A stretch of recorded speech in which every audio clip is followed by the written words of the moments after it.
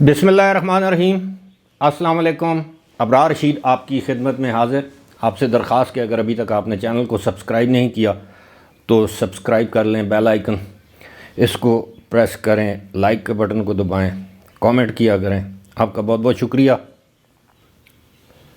बिलाखिर सदर मुमलिकत पर डॉक्टर आरिफ अलवी पर आइन तोड़ने के इल्ज़ाम में 2 मुकदमात।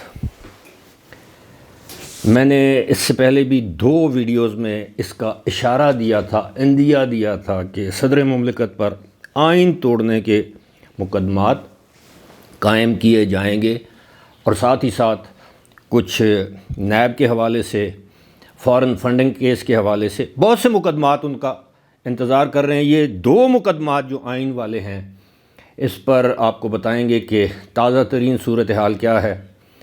और बानी PTI ने कहा कि सदर मुमलिकत ने कौमी असम्बली का इजलास ना बुलाकर बिल्कुल अच्छा किया है।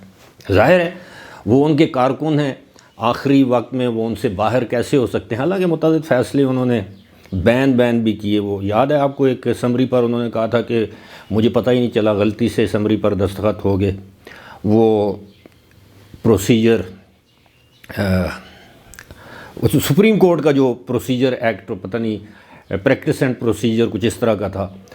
लेकिन सबसे पहले जो मैं मामला आपके सामने रखना चाह रहा हूँ, गुज़श्ता रोज़ जब मरियम नवाज़ शरीफ वज़ीर आला मुंतखब हुई, उन्होंने डेवलपमेंट का काम के हवाले से वादे किए, अपोजिशन की तरफ दस्ते ताउन बढ़ाया, उनसे कहा कि जी हम आपके साथ मिलकर बैठकर बात करना चाहते हैं, तरक्की करना चाहते हैं। मतलब एक जिस तरह होता है कि एक लीडर ऑफ़ द हाउस, हमेशा हुकूमत का ये फ़र्ज़ होता है कि वो अपोजिशन की जानब दस्ते ताउन बढ़ाए, उनको अपने साथ एंगेज करे। ऐसा नहीं जैसा गुज़श्ता दौर हुकूमत में हमने देखा कि जी अपोजिशन जाए भाड़ में और हम ही हैं, हम ही हैं, हम ही हैं। लेकिन क्या मरियम नवाज़ शरीफ कोई बदला नहीं लेंगी? एक लम्हे के लिए सोचिए कि एक ख़ातून, उसका वालिद लाहौर की कोट लखपत जेल में कैद है, वो ख़ुद उसी जेल की किसी दूसरी बैरक में कैद है। लंदन में वालिदा उस ख़ातून की इंतकाल कर जाती हैं और उससे पहले मरियम के वालिद नवाज़ शरीफ, मेरा ख़्याल है उस वक्त अडयाला जेल में थे, लाहौर की कोट लखपत जेल में नहीं थे। बहरहाल जहाँ भी थे, नवाज़ शरीफ ख़ुद अपने मुंह से इस बात का इकरार कर चुके हैं कि जब वो कैद थे तो उन्हें पता था कि उनकी अहलिया की तबीयत इंतहाई नासाज है और वो किसी वक्त भी दुनिया से रुखसत हो सकती हैं। उन्होंने मिन्नतें की जेल सुपरिटेंडेंट की कि मेरी अहलिया से एक मरतबा करवा दो, लेकिन उसने इनकार कर दिया कि जी उसको इजाज़त नहीं है। ज़ाहिर है जेल सुपरिटेंडेंट अपने तौर पर तो इतना बड़ा रिस्क नहीं ले सकता था। फिर नवाज़ शरीफ ख़ुद कहते हैं कि जब उन तक कुलसूम बेगम यानी उनकी अहलिया के इंतकाल की ख़बर पहुंची तो उन्होंने जेल के अमले को मना किया कि आपने ये ख़बर मेरी बेटी को नहीं देनी, उसको मेरे पास बुलाएं या मैं उसके पास चला जाता हूं तो मैं ख़ुद उसको ये एक अफसोसनाक, अंदोनाक ख़बर सुनाऊंगा। ज़ाहिर है औलाद कितनी भी बड़ी हो जाए, माँ कितनी भी उम्र रसीदा हो जाए, माँ का रिश्ता रुतबा बाप का भी, लेकिन माँ के साथ बेटी की एक खुसूसी एक मोहब्बत, उनसियत, उन्स बहुत कुछ होता है। आपस में ये फ्रेंड्स, सहेलियाँ भी होती हैं, आपस में ये माँ बेटी भी होती हैं, आपस में ये दोस्तें भी होती हैं, बहनें भी होती हैं, यानी ये रिश्ता ही ऐसा है। और उस ख़ातून को जेल में उसका वालिद ख़बर सुनाता है कि तुम्हारी माँ दुनिया से चल बसी हैं। सोचिए कि उस पर क्या बीती होगी कि वो आखिरी लम्हात में अपनी वालदा के साथ नहीं थी, उनके साथ नहीं खड़ी थी। जाने वाले को रोक कोई नहीं सकता, जिसने गुज़र जाना हो उसने चले जाना होता है, लेकिन इंसान को तसल्ली हो जाती है, तशफ़ी हो जाती है कि बस آپ سمجھ رہے ہیں، جس کی والدہ نہ ہو اس کو اس دکھ کا احساس ہو سکتا ہے، جن کی والدائیں یا والدہ صاحبہ زندہ ہیں، اللہ ان کو لمبی صحت والی زندگی دے۔ پھر جب وہ وہاں سے تابوت آ رہا تھا تو اس پر ہمارے کچھ صحافی لوگوں نے کیا کیا ٹویٹ نہیں کیے کہ بکسا آ رہا ہے، پتہ نہیں کیا آ رہا ہے، عجیب عجیب سی باتیں کی۔ اب قدرت کا نظام دیکھیے، جیسے کہتے ہیں نا کہ وہ گھڑی کی سوئی پھر وہ ایک جگہ پہ چلی جاتی ہے، ایک جگہ ساکت نہیں رہتی، کبھی دن بڑے ہو جاتے ہیں، کبھی راتیں بڑی ہو جاتی ہیں، ہمیشہ ایک جیسے نہیں رہتے۔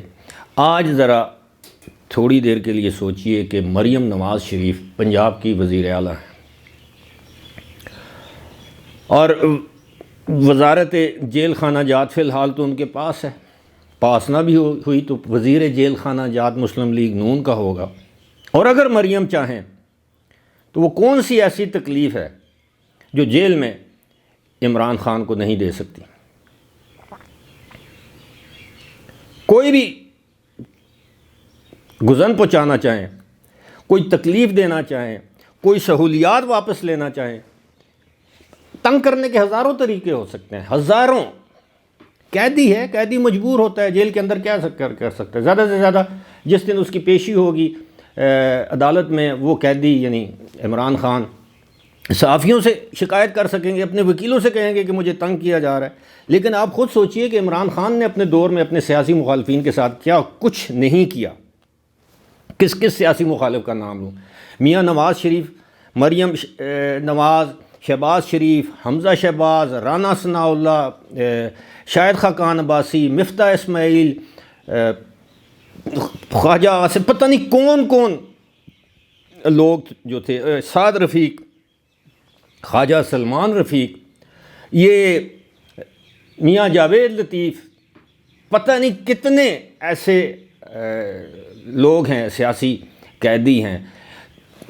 8 بائی 6 فٹ 8 بائی 8 فٹ کی کال کوٹھڑی میں رکھا گیا سابق وزیر اعظم کس کو؟ شاہد خاقان عباسی کو۔ رانا ثناء اللہ کو زمین پر سلایا جاتا تھا، وہ شوگر کے مریض ہیں، وہاں پر چینی پھینک دی جاتی تھی کہ اس پر چیونٹیاں آئیں اور ان کو بھی کاٹیں۔ اور اب مریم نواز شریف اپنی والدہ کا بدلہ نہیں دیں گی؟ کم از کم جس مریم نواز شریف کو ہم لوگ جانتے ہیں، میں سمجھتا ہوں وہ تھوڑا بہت بندوبست ضرور کریں گی۔ باقی ہاں، شاید وہ پبلک بیانیے کے طور پر یہ کہتی رہیں کہ جناب نہیں، ہم کوئی سیاسی انتقام نہیں لیں گے۔ یہ ہو ہی نہیں سکتا کہ آپ اپنی والدہ کا دکھ بھول جائیں، اور دکھ دینے والے کو اگر آپ معاف کر دیں تو میں سمجھتا ہوں کہ مریم نواز بہت بڑی انسان ہوگی اگر وہ عمران خان کو اس معاملے پر معاف کر دیتی ہیں، ان کو کوئی تکلیف نہیں پہنچاتی جیل میں، جبکہ وہ پنجاب کی وزیر اعلیٰ ہیں۔ اب ظاہر ہے جس جیل میں بھی پنجاب میں عمران خان کو رکھا جائے گا، آج اڈیالہ میں، کل کوٹ لکھپت میں، یا کسی بھی اور جیل میں، تو امکانات میں سے تو یہی ہے۔ باقی اللہ بہتر کرے۔ میں سمجھتا ہوں کہ اپنے سیاسی مخالفین کے لیے اس قدر حد سے نہیں گرنا چاہیے۔ یہ تو میں نے ابھی تھوڑی دیر پہلے وہ نون لیگ کے رہنماؤں کے نام لیے، آصف علی زرداری کے ساتھ کیا نہیں کچھ نہیں کیا۔ چاند رات کو فریال تالپور کو ہسپتال سے اٹھا کے جیل میں ڈال دیا گیا، چاند رات کو، صبح عید تھی۔ خورشید علی شاہ، ان کے ساتھ کیا کچھ نہیں، وہ جیل میں حراست میں، ان کو دل کا دورہ پڑا، سٹینڈ پڑے، لیکن انہوں نے جسے کہتے ہیں نا آؤ فغاں نہیں کی۔ یہ نہیں کہا کہ ہمیں مار دیا جائے گا، ہم مر جائیں گے، ہمیں قتل کرنے کی سازش کی جا رہی ہے۔ مردانہ وار انہوں نے صعوبتوں کا جو ہے وہ مقابلہ کیا، لیکن برداشت کیا۔ اور اب یہاں پر سائیکل نہ ملے تو ککڑ مار رہے ہیں، دیسی گھی میں تلے ہوئے بکرے کڑائی گوشت چل رہے ہیں، 8-8 10-10 انڈوں کا ناشتہ کیا جا رہا ہے، لیکن پھر بھی خان کی زندگی کو خطرہ ہے۔ زندگی اللہ کے اختیار میں، اللہ تعالیٰ ان کو زندگی اور صحت دے، اور ساتھ ہی ساتھ یہ بھی دعا کرنی چاہیے کہ اللہ ان کو ہدایت دے، اپنی غلطیوں سے وہ سبق سیکھیں۔ لیکن فی الحال لگتا نہیں ہے کہ انہوں نے اپنی غلطیوں سے کوئی سبق سیکھا ہے۔ نرگسیت کا شکار انسان کم ہی اپنی غلطیوں سے سیکھتا ہے. وہ یہی سمجھتا ہے کہ میں ہی ہوں، صرف میں، باقی سب کچرا کیڑے مکوڑے ہیں. بات ہو رہی تھی صدر مملکت کے اوپر 2 مقدمات کی، تو آج بلاول بھٹو زرداری نے اسلام آباد میں میڈیا سے گفتگو کرتے ہوئے کہا کہ صدر کے اوپر آئین توڑنے کے 2 مقدمات قائم کیے جائیں گے. کون سے؟ ایک، جب انہوں نے قومی اسمبلی توڑی وہ عمران خان کے دور میں، اس کو تو عدالت عظمیٰ نے غیر آئینی قرار دیا ہے، آئین توڑنے کے مترادف قرار دیا ہے اب چونکہ وہ صدر ہیں. اور دوسرا یہ جو آئین کے تحت قومی اسمبلی کا اجلاس نہ بلا کر 29 تاریخ کو اسپیکر نے اجلاس بلا لیا ہے، حلف برداری ہوگی، جو حلف اٹھاتا ہے اٹھائے گا، جو نہیں اٹھاتا نہ اٹھائے. اسپیکر کا الیکشن ہو جائے گا، ڈپٹی اسپیکر کا الیکشن ہو جائے گا، وزیر اعظم منتخب ہو جائیں گے. 169 ووٹ انہیں چاہیے، شاید 186 مل جائیں، ہو سکتا ہے 190 مل جائیں، کچھ بعید نہیں 200 مل جائیں. لیکن یہ سب کچھ ہوتا رہے گا.